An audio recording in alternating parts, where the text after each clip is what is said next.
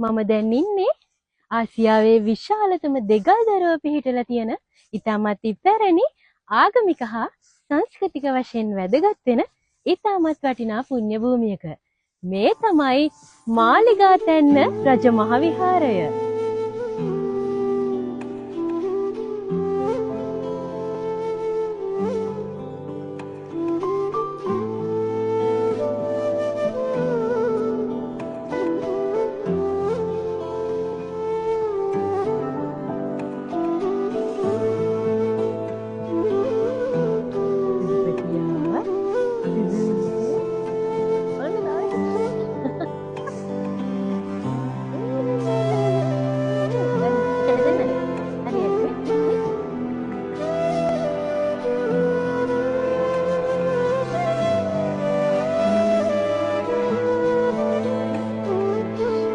මේ තමයි ඔයාලගේ ආදරණීය සංචාරකයා යමුතේ.